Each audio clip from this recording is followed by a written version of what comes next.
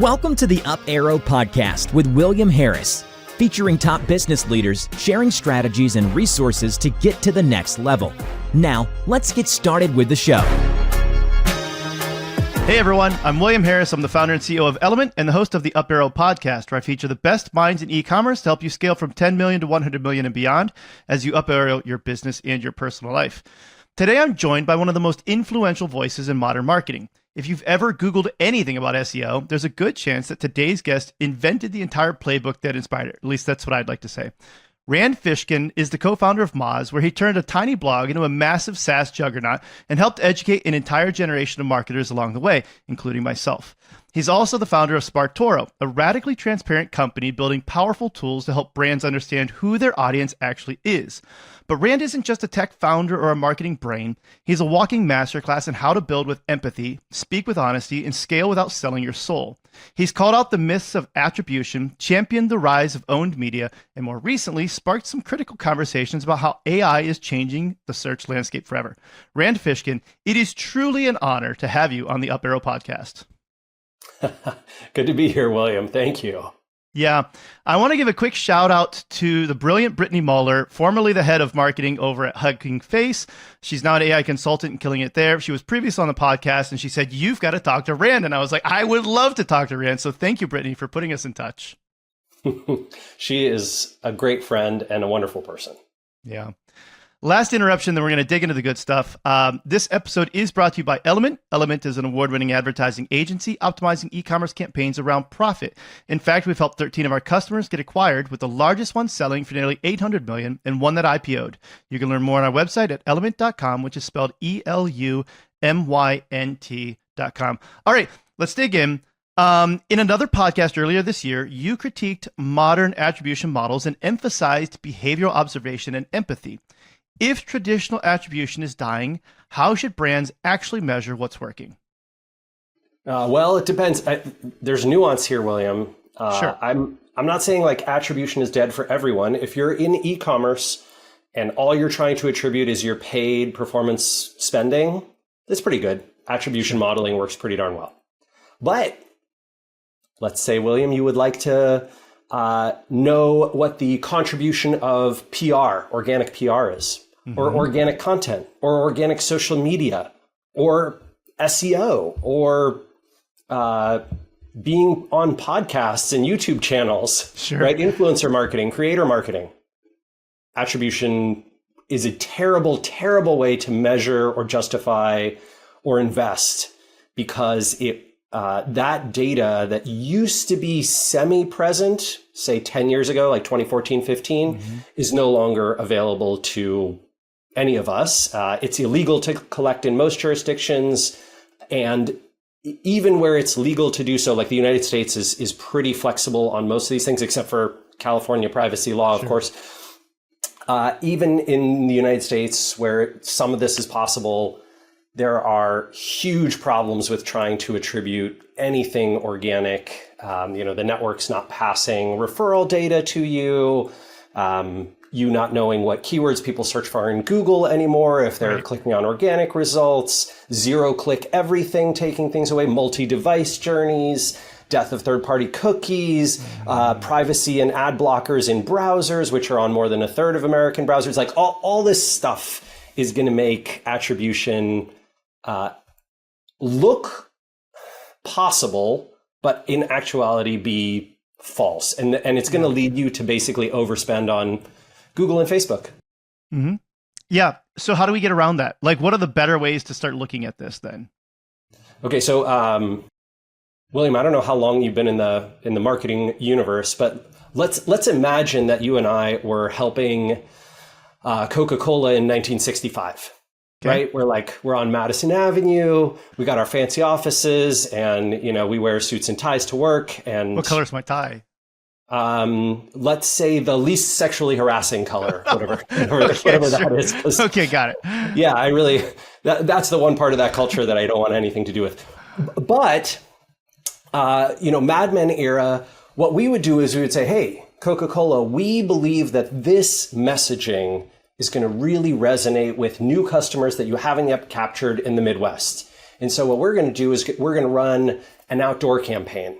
We're going to buy billboard advertising in Cleveland, Detroit, Cincinnati, maybe Minneapolis, right? And then we're going to run different messages in each of those. The billboards are going to be different. The messaging is going to be different. And we're going to see where we get the most lift in same store sales year over year, accounting for historic growth patterns and seasonality. And look, the billboard in Detroit outperformed the one in, Chicago and Cincinnati and Cleveland and Minneapolis. So we're going to take the Detroit one and we're going to run it in Chicago next quarter. And it worked there too. Now we're going to roll it out throughout the Midwest. We outperformed West, Mountain States, East Coast. That's going to be our national campaign. We have no attribution. There's no, actually, technically there were, I don't know if you ever heard of these guys. There were license plate spotters. No. Yeah. So the attribution, the old school attribution used to be that there were license plate spotters who worked for the ad agency or for Coca-Cola, and they would track the license plates of people driving down the freeway. And then they would have like a guy further down the freeway who was at the convenience store, and they'd be like, hey, did he buy any Coke? That's crazy. I had never heard of that. Yeah. So there were very few of these. It didn't work very well, as you can imagine. Like it's not a great, they didn't have cell phones, right? So we're talking about anyway, like people writing them down and then the other guy writing them down, and they compare the two notebooks at the end of the day. Wild. Right, marketers have always been trying to do attribution, but lift-based measurement, which is essentially what this Mad Men era style of marketing did. You can do that today. You can do that right now. You can say, hey, you know what? We are going to invest in, let's say, a content distribution strategy that is focused on getting our content onto other people's websites and blogs and social media channels that we think our audience pays attention to, right? And you could use, there's all sorts of audience research sources you could use. SparkToro is one of them, but there's plenty of others.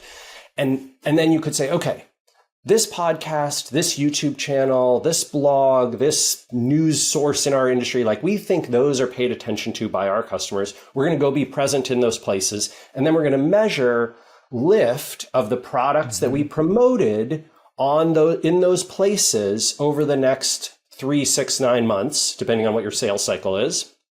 And then we're going to compare that against the model of what our CFO or our accounting team put together for what we thought sales were going to be.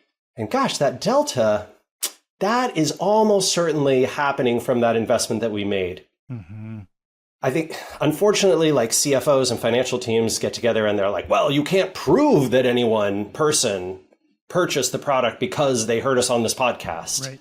To which my response is, just shut up, Dave.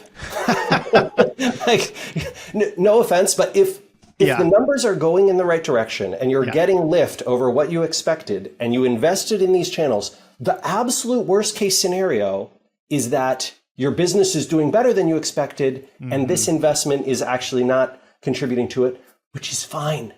Go waste some money on marketing, because if you don't waste some money on marketing, you will always underinvest. You will always be behind people who are willing to make those investments. And this is why, the famous quote about, I waste half my advertising, but I wish I knew which half. Yes. Henry Ford, I think, right? Yeah. Well, so I think it was much later than Henry Ford. Yeah, you might be right. Okay. But regardless, right? That quote, which has dubious sourcing over the years. But that quote is very incomplete because the rest of the quote should read, we're happy to waste half our advertising dollars because we get so much lift over our competition by being willing to invest in experimental and serendipitous and fortuitous channels that our competitors are unwilling to invest in because they're obsessed with attribution, not growth. See, this is good. I wrote about this back in, I want to say 2019, 2020, whenever ITP 2.3 came out, called the ROAS death spiral. And that's literally what we were doing at that time, is exactly going back to this, saying, okay, you might have some, attribution issues that you're having here, but what's not an attribution issue? You know exactly how much money you spent. You know exactly how much money you made. Like, those two things are absolute facts. If we do this as a holdout test, a geo holdout test, to your point, you will know what the actual lift is for those things, and then you can use that to kind of back into that data.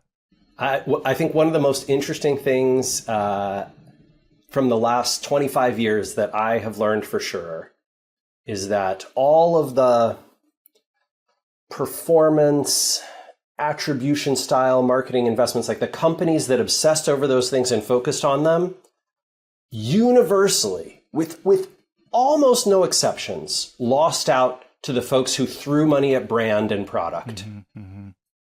If you look at the winners, when I worked at Moz, I used to make fun of Super Bowl ads. Sure. Right? I'd say like, oh my God, they spent $3 million for 30 seconds of Super Bowl advertising. It's the dumbest thing in the world. For $3 million, you know how many keywords you could rank number one for in Google? Sure. A lot. You know who was dumb? I was the dumb one. Sure. I was the idiot. The guys on Madison Avenue who were buying the Super Bowl ads, they knew exactly what they were doing. And they were incredibly smart about it. And if you look at the brands that succeeded, they were the ones that invested in hard or impossible to measure channels and didn't give a crap about it because they could see lift. Mm-hmm, mm-hmm. What about things even beyond that then? I think you've talked about this a little bit, like dark social or whatever, but just this idea of like word of mouth, where people are actually hanging out. How do you start to understand, how do you put a value on those things so that way you can be more intentional about them? Yeah, well, I think some of it is philosophical and some of it is spreadsheet math, sure. Right? So the philosophical portion is we want to be present in the places our audience pays attention, and we are willing to devote, let's say 20, 25, 30% of our budget to being present in those places, even if we cannot measure even lift, mm-hmm. Right? But our presence there precludes the presence of competitors. It means that we are always top of mind. It means that our brand will be known and trusted. That's more important to us than measuring any specific, return on ad spend. That's the philosophical portion. And the bad news for spreadsheet marketers is that works extremely well. Most of the most successful brands that you see out there have CMOs and executive teams who believe in that. And that is how they make investments.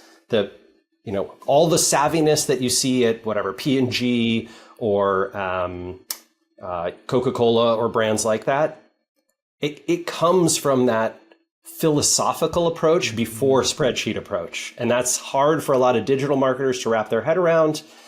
But I have to admit that they beat us, right? Like they win, we lose. And then there's the spreadsheet portion where if you want to try and get very, very sophisticated, you can do increasingly interesting things in various categories, right? So you can, some of the most obvious ones from the past, of course, are like, hey, we have some sort of special offer for people on this podcast. And so we can see some of the direct, measurement.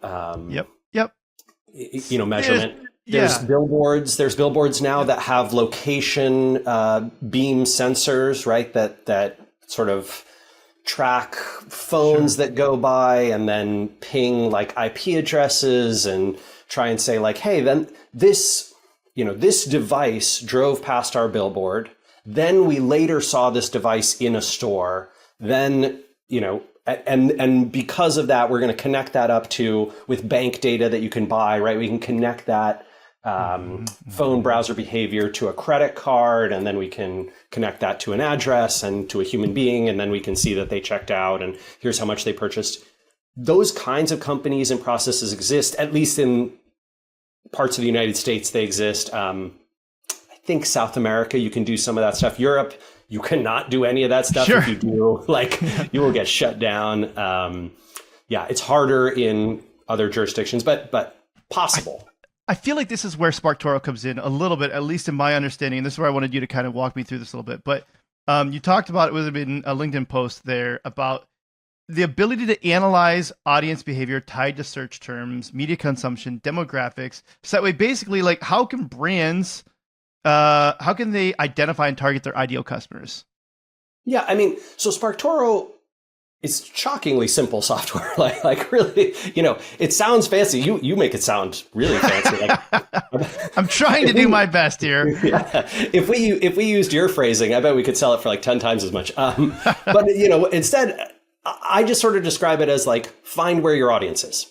Right. So you go to SparkToro and you can search in a few different ways, but you could search, for example, for people who visit a particular website. So like, people who visit Architectural Digest. Maybe you're selling stuff to architects. And so you're like, hey, I want to give me the demographics and behavioral data about people who visit architecturaldigest.com, right? The magazine turned website. Mm-hmm.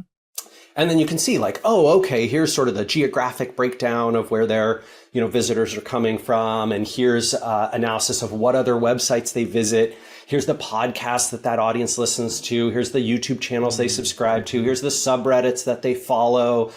Here's the press and media sources that are influential to them. These are the search and AI tools that they're using and in what proportion. Like, yeah, of course, everybody's using Google, but like, oh, ChatGPT is less popular with this audience than it is with the average American, and Perplexity is slightly more popular, whatever it is. Mm-hmm. And so that type of data to build either a persona, right, a marketing persona, or to make a pitch to your team or your boss, or if you're an agency, a client, or to export and then upload to your favorite LLM and be like, hey, brainstorm a bunch of whatever content marketing ideas that reach this audience, that target the search terms that this group is searching for that we don't have on our website already, and you can use the new learning models. Great, yeah. People use SparkToro to do all those kinds of things, but at the core, it's just a combination of three sources of data. It's clickstream data. So you're probably familiar with clickstream panels, where they basically like have millions of devices, and they look at every URL that the browser visits on a phone or a desktop, and then they anonymize and aggregate those and sell them to people like us. And then we combine that with LinkedIn profile data. So we have a few 100 million LinkedIn profiles that we sort of, I want to say munge together, like Casey does fancy math and statistics and stuff to get those profiles to match up to like the behavioral stuff. And then we layer on top Google search data. So like from hundreds of millions of search results, what are the words and phrases people search for, and what are the websites that come up for those, and questions people ask, blah, blah, blah, blah, blah. Those three sources essentially mash together with a few other little things in there. And that's how we can say these are the behaviors and demographics of nearly any describable audience. When I think about brands that get stuck, e-commerce brands especially, they get stuck at that $10 million, $20 million, $30 million range. They want to get to $100 million. One of the things that I talked to them about is, finding out what are the tests that are going to move the needle, instead of saying, hey, how do we add $5,000 a month more? How can we add $500,000 a month more to whatever we're doing, right? And one of the things that I feel like it's easy to get stuck in is hyper optimizing maybe your meta campaigns. Like, if we do this, then we're going to get this 0.1% more incremental growth. The local maxima versus global maxima. Yeah. Yeah. And that's fine, right? Like, that's okay to still continue to optimize there, but it might be more about where else are your customers at? And like you said, it's like, if you can understand them a little bit better, you might say, that's fine, we can incrementally grow this 0.1%. Or we can go over here, like you just called out, maybe they're spending more time on these podcasts. We're not doing anything on podcast advertising. We need to do some podcast advertising.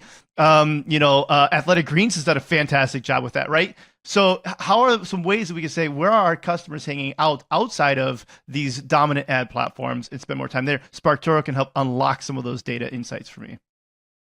Yeah, and obviously we're not the only way to go about this. I think one of the things I've seen e-commerce brands do, speaking of we talked in the pre-show about stories. So one of the early SparkToro customers was a consumer brand in the not in beverage space, but in food and beverage world, and they their marketing methodology, for this kind of stuff, was post-consumer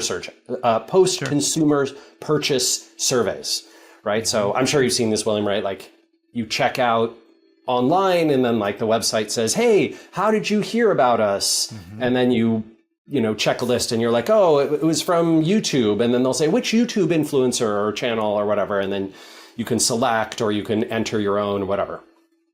So there's two big problems with this that I don't love. One is, if you market, to your point, if you market in places where people have already heard of you, you cannot grow, right? So if you're like, oh, great, this YouTube channel brought us these visits, let's go do more of that. Well, I'm not saying don't do it, but recognize that that's already sending you people. Sure. You're always going to miss the ones that are sending traffic and visits and purchases to your competitors, right? Mm-hmm. And the second problem, of course, with this is that data is pretty terrible. Like, no offense to human beings, but if we were like an alien race, we'd say, oh, well, humans are terrible at recalling events that led them to take actions. And sure enough, you can prove this. So anyway, this food and beverage company that I was working with in the early days of SparkToro, I convinced them, William, I was like, hey, would you guys be willing to make some changes to your survey, like your post-purchase survey? They're like, well, maybe. Tell us what you want to do. And I was like, okay, here's my theory. My theory is that people like really don't know and understand this. And in order to prove this to sort of your boss and your team, will you do, they have in the drop down, one of them was like influencer creator or whatever. And so I said, hey, would you be willing to, in the influencer creator box, because that was one of the big ones that people checked, put in, I want to say it was like Martha Stewart and Guy Fieri and like, a couple of like famous food network, food TV type of people. And of course the response was, but those people have never talked about our product. And I said, exactly. Ooh. Guess what happened? Got a whole bunch of responses from people like that. Almost everyone who clicked the influencer box chose one of the, I think we put in 3 famous food influencers who had never mentioned them. And so then they took that, of course, to their boss and to the team and were like, okay, post-purchase data, like survey data, we can't trust it, right? It's just not accurate. Like people are not, they can't remember where they heard about you first or last or what sent them to you. I think one of the other big frustrations, this I'm sure is how a ton of SEOs dine out, myself included for years, which is that what happens when, let's say you and I talk about a product. I don't know, like have you heard of Kizik's shoes? Yes. I really like those guys. Absolutely. Yeah, so I like them a bunch. They've got there's a pair that goes great with this cardigan I'm wearing. Nice. And so like I love that they're slip in and out. I got some from my grandfather. Like my wife is into them. Whatever. So someone hears us talking about Kizik.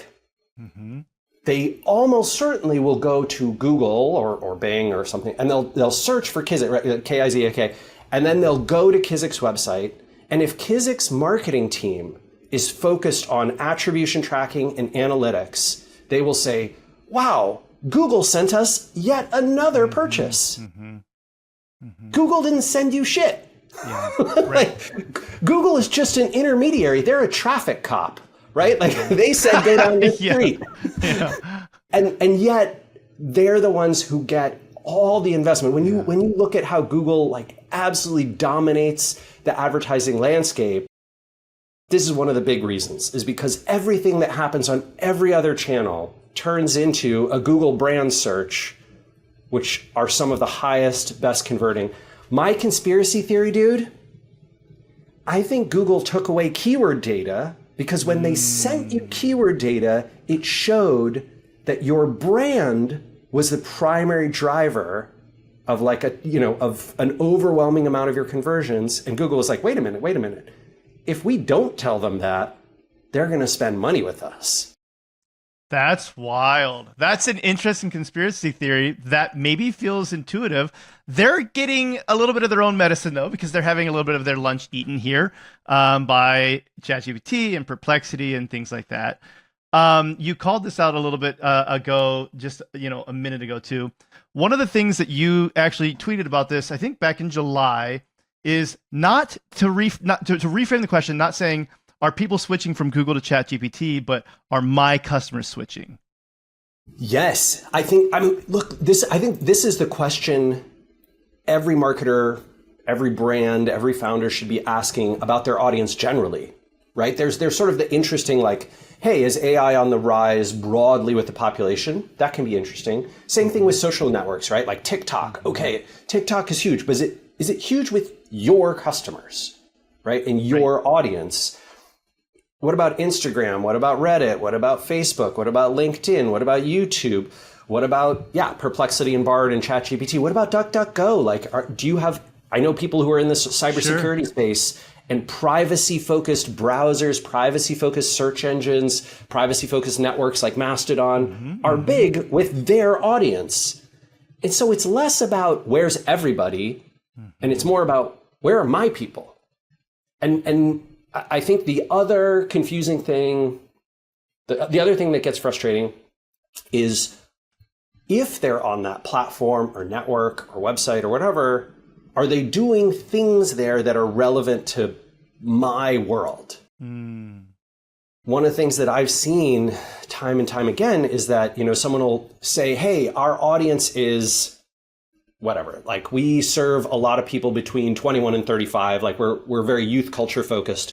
So TikTok is like a network where we're going to pay a bunch of attention. And then they get no traction, no attention. Sure. Because their messaging, their marketing, their brand, their product isn't a match for TikTok's algorithm. Yeah, so, that happens. You're right. Yeah. And then they're like, gosh, when we do a little bit on YouTube, we do really well. Why can't we get that to work on TikTok? And the answer is like, you got to match up both these things. Is your audience there? And are you uniquely good at reaching people through that medium because they actually care about it on that platform? Like people use Reddit for a different reason than TikTok, then different reason than YouTube, different reason than LinkedIn.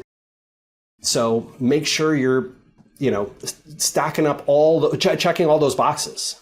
Yeah, well, relevance is so important in every area of life, right? Like where you are when a conversation comes up, you're like, I might actually be interested in X, Y, Z, but at this moment, I'm not. I'm at work, right? And a good example could even be, it's like, if your kid, you're working from home or something, your kid's like, hey, do you want mac and cheese? And you're like, I mean, sometimes yes, but it's 3:00 in the afternoon and I'm jumping into a podcast. Not right now, but like context matters.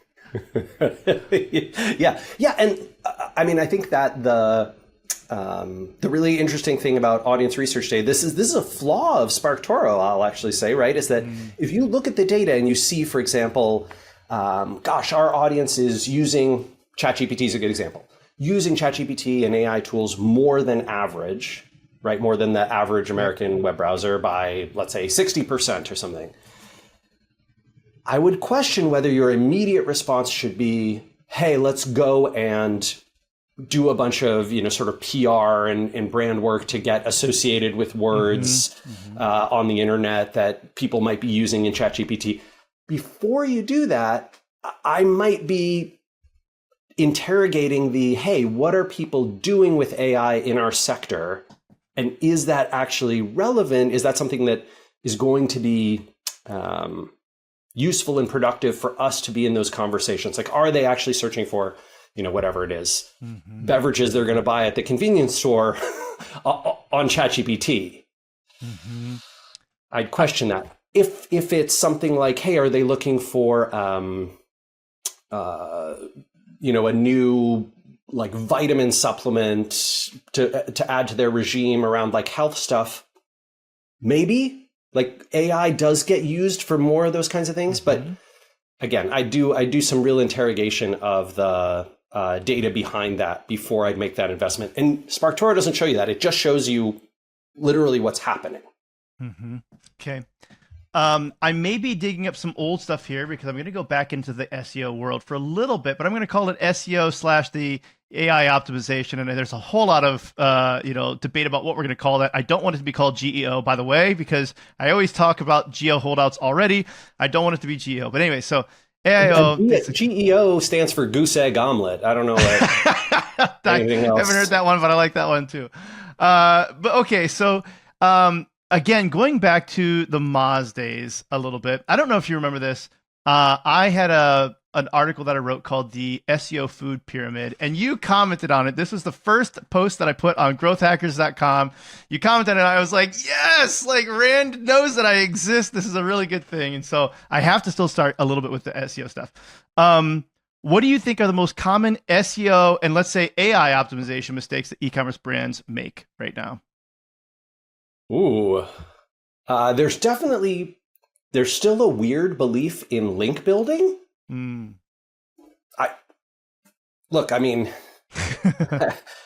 I don't want to rain on people's parade. I know a lot of people still make a living trying to build links, but it really looks like from the DOJ investigation and like the Google leak from last year, that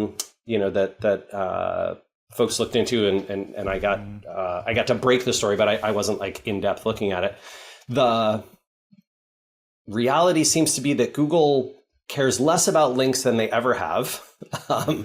And AI tools don't really give two craps about them either. Yeah. Right? We are in a world where the content is what's being analyzed and the user usage and behavior is being analyzed. And then there's a lot of model tuning and, vector space models and that kind of stuff. But links are just not where it's at. And so, look, if you are trying to rank higher in Google, if you're trying to appear in AI tools when people, bring up certain words and phrases, links are not the path, my friend. Sure. Mentions still worthwhile though, right? PR mentions, you called that out. So yeah. PR mentions fine. Links not as important anymore.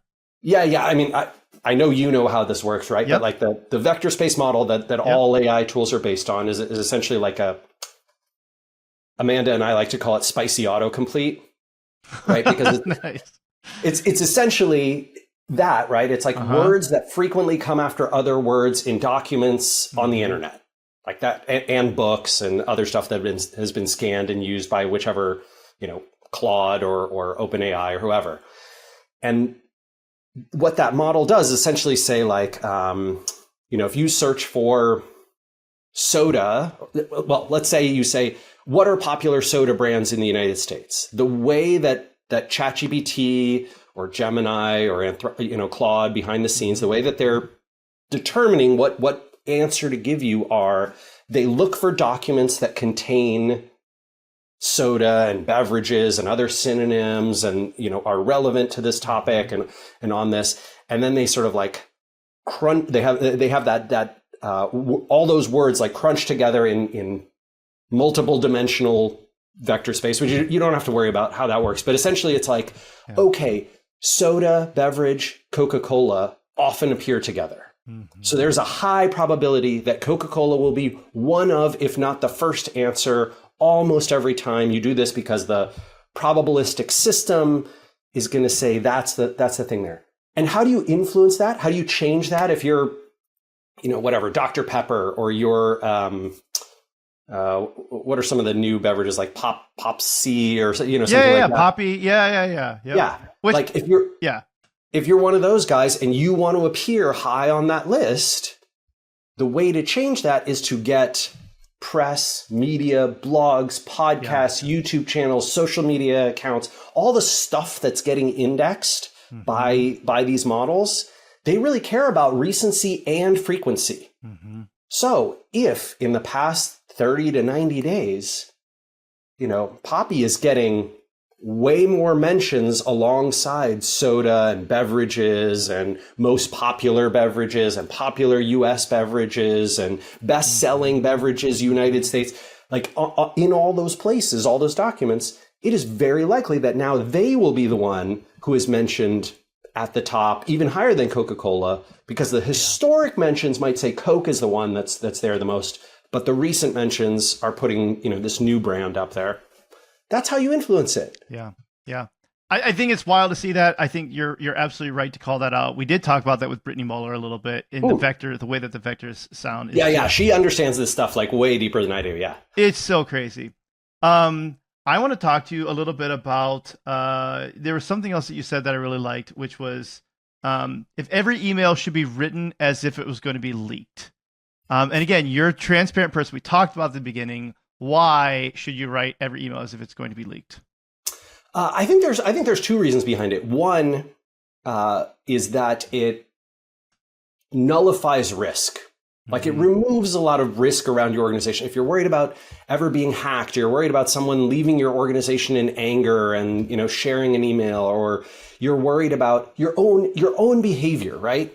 Like, man, am I pissed at this person or this event, and I'm tired and I'm hungry, and you know what? All the swear words and terrible things that, Sure. Are going on in my brain, I just want to put them into an email and send it.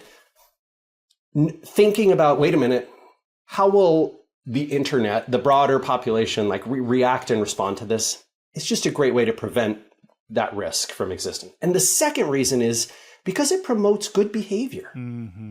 Like if you are considering how would this be perceived, you will also be more likely to make moral and ethical decisions. Just like full stop. That is a great reason to do it. Even if there was no risk of leakage, that's a great reason. And this is, I recognize it. We are living in a weird time where it seems like nothing matters, and no amount of, whatever, flying children to islands for, horrible acts by politicians seems to make any difference. But I would argue that is going to change at some point. Like it seesaws back and forth, right? The people's perception of morality and ethics. And you can see that even though, you might say like, hey, whatever, like politicians and billionaires are not being held to this standard. People who buy from companies do hold standards. Boards of directors do hold standards. Employees hold standards. Your coworkers hold standards. Those people do care, and you should care about it as well. So that's why I believe in that. I like that you called out that it builds the right habits, to your point too. Like I really like that too. I'm still somebody who says please and thank you or whatever, even to like AI. And one of my reasons is because I was like, I never want to become so accustomed to not being polite that to something that almost feels sentient, that like now that becomes the habit in the way that I talk to my fellow human beings. I want to continue to make sure that I build the right habits. Yeah. I mean, politeness that's how we show respect to other people, right? It's just and I think it's a wonderful habit to get into. And there's nothing, I don't know, to my mind, there's nothing better than being in a world surrounded by good people who care about other people. And you know what? In a world where that seems to be going away, one of the best, most loving, rebellious acts you can take is to be on the other side of it. I like that. I've heard before that every generation rebels. Like that's almost like a thing that we just assume, right? Like I don't know if it's been proven, but it feels fairly intuitive when you look at it. The kids like to rebel against their parents. And so to your point, whenever there is something that maybe frustrates me about what's going on, I look at it and I say, there's a good chance that the group that's growing up is also frustrated, and there are likely enough of them that we're going to rebel against that. And that's a good thing. I surely hope so. I'll definitely say like one of my saddest days was post US 2024 election, looking at the demographic breakdown of voting patterns and seeing that for the first time in history, recorded statistic history, American youth swung to the right, which that historically, it's always been like the younger you are, the more left you swing. And this was like the rare exception to that rule. And so I sort of temporarily lost all hope in my country, but we'll see. We'll see if that changes in the future. One of the things that I appreciate about you is how, like you said, transparent you are about the way that you are thinking about things. And one of the things that I've read about you is that you had a tough childhood growing up. How do you think that has helped shape you to be the leader that you are today? Okay, first off, I want to clarify Sure. My childhood, so many people had such worse childhoods. Absolutely. Like, my parents were pretty middle class. Like my dad was very, very obsessed with saving money. So extremely, extremely frugal, in some wacky ways. There's stories. But Yeah, I mean, my parents definitely loved me. There were two of them, right? Like they were together. Yeah, I had a brother and sister who, loved me and cared for me a lot. We had lots of our problems and challenges, and my dad was not physically abusive, but quite emotionally, at least problematic, if not, seriously abusive, and not great to my mom, in my opinion. Anyway, blah, blah, blah. Yeah. But yeah, I think speaking of rebellion, right? Part of my rebellion was like being a little kid and, going to my room a lot after something had happened with my parents and being like, man, that wasn't right. I don't want to ever be like that. And yeah, I think that shaped a lot of who I am and how I am. I'm weird, William. I don't want to I like weird. I don't want to rain on your parade or like the position, but when you said to me at the start of the podcast, like, hey, we help businesses grow from tens of millions to hundreds of millions, or 10 to 100 million in revenue, I was like, is that what matters? It doesn't. Is that what? It doesn't matter. Yeah. Let me call that out. It doesn't matter. But that is the role that I'm playing, because there are some people who that is what they're looking for. That is what they want. And I will help them educate that. Ranking high in Google also doesn't matter. It doesn't matter. But like, there are reasons. And so I would say we've actually done this on a couple of podcasts where we've talked about, it's like, what if that's not the goal? What if your goal is to do almost the opposite, right? And so I would say that is like, from a importance in life thing, growing from 10 million to 100 million, growing from 1 million to 10 million, doesn't matter. If it does matter to you for one reason or another, we want to be the ones to help you do it. Right. Yeah. But like if you're on that journey, you can help. This podcast can help. I think that's a great thing. I would caution.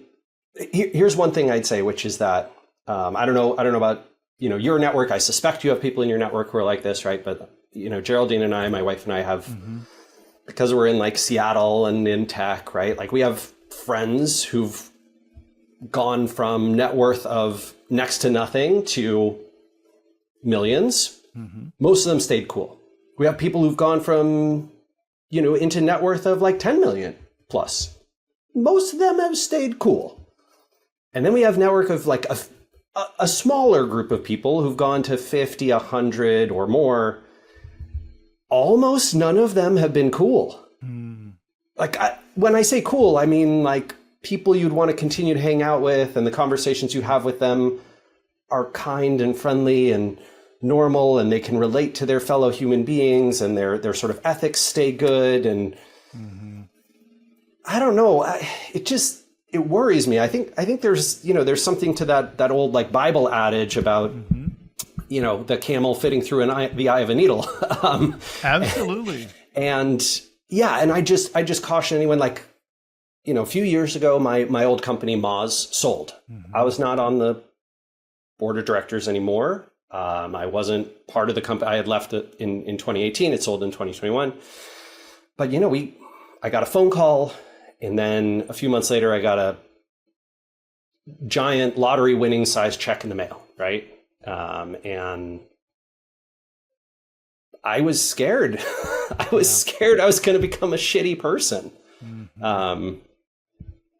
Yeah, and part of fighting back against that, like rebelling against that, I'm sure this has something to do with my childhood too, is like, okay, well, how do we help out a bunch of people, give a bunch away, put it in, we found a financial advisor who sort of manages the money. I don't want to manage the money, and I don't find that fun and interesting. So yeah, like doing that kind of stuff, and then being able to like, we just went to our niece's graduation, whose college we were able to pay for. Wow, that's cool. Because her parents couldn't, and we have like, I think we're going to be paying for like half a dozen other people's college. Like it's awesome. Like that kind of stuff is a great, like, I feel a lot of wonderful things about that. And I feel very grateful that, that money exists.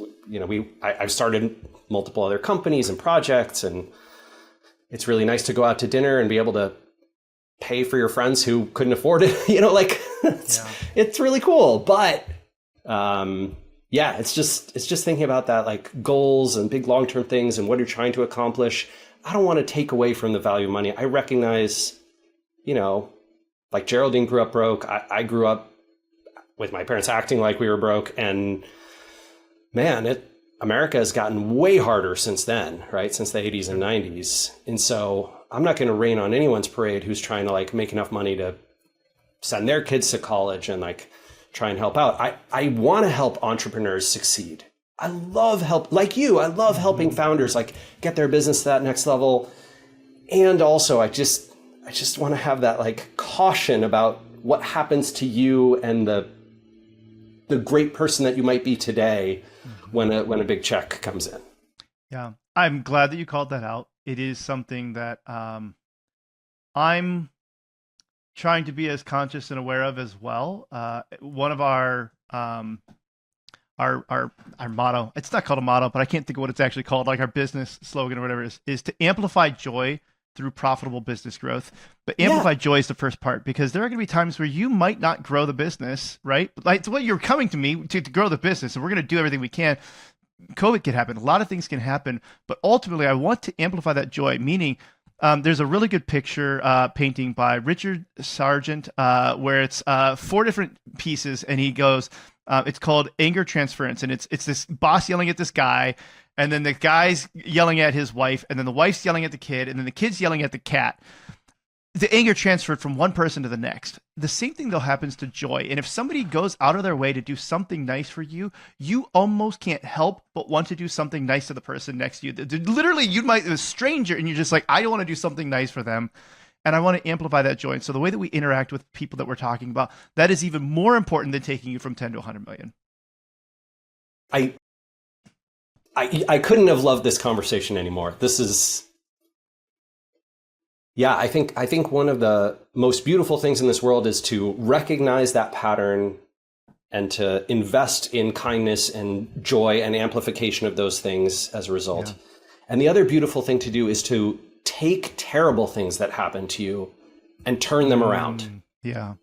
Right? Which is harder. Like it is really harder because of exactly this, this Sargent piece that you're describing, which I just pulled up and was looking at. But yeah, I mean, like I remember being a teenager, being in my early 20s and having those, whatever, something didn't go my way. And I wanted to react the way my dad did, which is just to, explode and yell at everyone and blame other people and take out my anger on the people that I love the most, which was like a big tendency of his. And eventually getting to a place where I could recognize that and say, something that bothers me a lot, I'm going to take that in and I'm going to like turn it into love back out. I like that. Or I'm going to ignore it, right? Like, there's some people who, whatever they, but that energy exists. That energy exists, and just something needs to be done with it. It's very hard to just metabolize it. So if you could turn it into something else, that's better. Yeah, and I think this is true in life, but it's also true in the business world, right? So like, a bunch of people, this is a like marketing example of this, but a bunch of people I've been seeing lately have said, hey, my traffic is dying.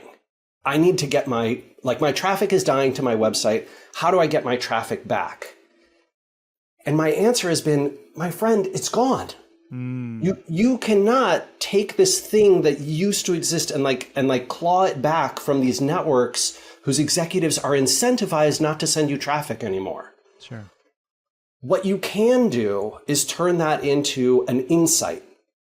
It's not just my traffic that's going away, it's everybody's traffic that's going away.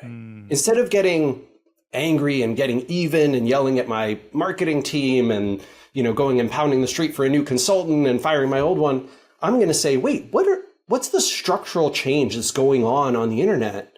And how do I take advantage of this next phase of the world, which is essentially traffic is dying, but sales are not dying. Right. You just have to influence people in the places they pay attention to, in the places that get the traffic and are hoarding the traffic, and then have them come to you kind of, when they're ready to buy, but not much before. It's just a different it's a different kind of world from the first, 25 years of the internet. Being able to, as you say, metabolize that and internalize and turn it from something, reactive and reactionary into learning. Mm-hmm. That's a superpower. Mm-hmm. Another way to deal with some of those things that you and I share, you don't know that yet because I haven't told you about it, but like you like to cook. And I want to know when did this start? And like, what's your favorite recipe? Like if I was coming over and you're like, dude, I got to show off. Here's my show off recipe. Okay. My show off recipe, I used to have like a few things that I was really good at. Now, I would say I'm more of a, I don't know, poly chef. I can make almost anything competently. And so what I love to do is ask people about their favorite meals, favorite dishes, things that they love from whatever, someplace that they moved from. I have friends from Chicago who were like, "Hey, we want a Chicago beef sandwich," and I was like, "Oh, okay, I'll research that." I homemade the giardinaria, got the right cut of beef from my butcher, and then made it the day before, and then sliced it and whatever, prepared it the next day. That was an intense amount of work, William. Oh my god! But here's why I love cooking generally. It is an act of deep care. Yeah. Like it is a way to show kindness with your time and effort and energy that is, it's not performative. It's extremely human. There's something that is both art and science to it. And I love the art and science of everything. And almost every human being can appreciate it. Mm-hmm. Like most everyone has things that they love about food. Food was a part of their childhood, or it's a part of their relationship, or it's a part of their history, their geography, their ethnicity and background. I think that's beautiful. And so I love being able to cook and, impress someone with something that they love.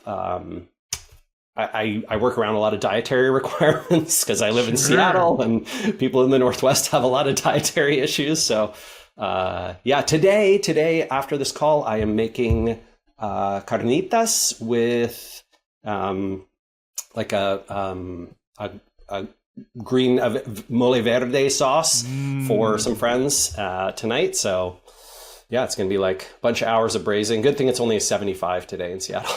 Yeah, no, that sounds fantastic though.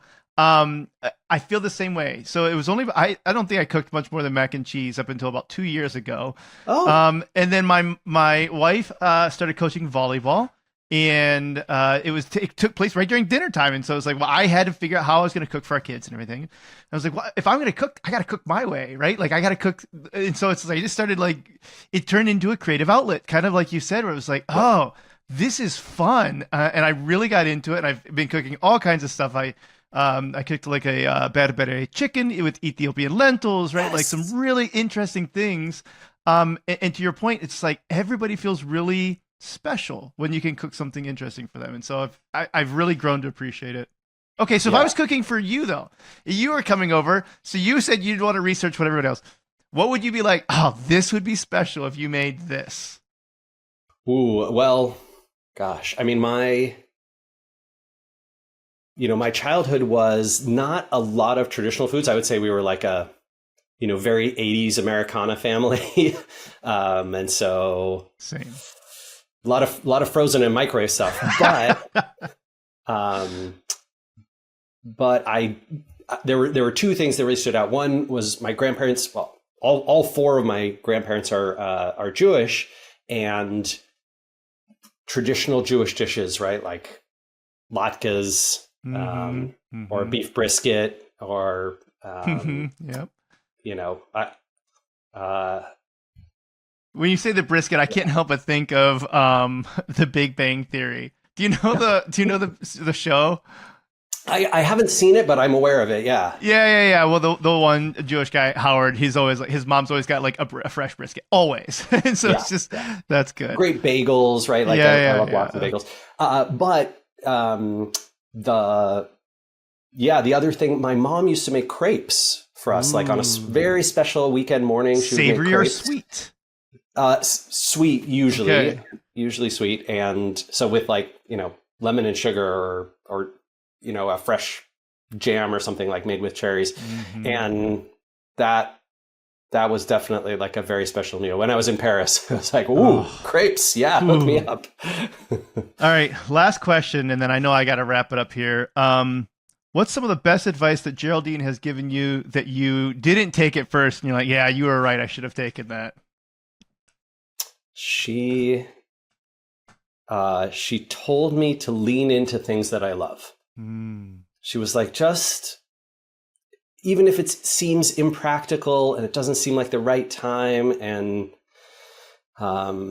you're overwhelmed with other things, just do these things that you are deeply passionate about. So that is how Snack Bar Studio, one of the other companies that I run, came about, which is Snack Bar is bigger than SparkToro now, right? Really? Yeah. Raised almost twice as much money, using, this unique funding structure that I like, that doesn't sort of get you into VC world. And we have a team of 8 people now, and probably going to be growing more soon. So yeah, the reason I started this video game studio and basically created this game is because Geraldine said, don't wait until SparkToro is done. Don't wait until you're, who knows, in your 50s or 60s or something. And maybe you won't have the energy. Maybe you won't have the passion. Maybe the world will have moved on. Maybe people won't be, buying games on Steam to the same degree that they are now. And the indie game scene won't be as hot. Do it now. Do this thing that you love. And I think that, that is deep care and kindness from a partner, right? Like being passionate about seeing their dreams through. I hope that I do a good job living up to that in the other direction too, and helping her dreams come true. That is beautiful. Rand, as I said before, it's been an absolute honor to have you on the show. I love that you've shared your time, your wisdom with us. If people want to work with you or follow you, what's the best way for them to get in touch and follow you? Yeah, I am most active these days on Blue Sky, where I'm at Randfish, or LinkedIn, where Rand Fishkin. And if you want to check out SparkToro and try that for free, you can just go to sparktoro.com. And if you're interested in playing a chef in a magical version of 1960s Italy and, fighting magical boars out in the forest and bringing back your pancetta to your kitchen to make your spaghetti alla carbonara, you can check out snackbarstudio.com and sign up for the email list there. I'm so hungry now. Rand, it has been so good talking to you. Thank you for sharing your time today. And thank you, everyone, for listening. Hope you have a great rest of your day. Thanks for having me, William. Take care. Thanks for listening to the Up Arrow podcast with William Harris. We'll see you again next time, and be sure to click subscribe to get future episodes.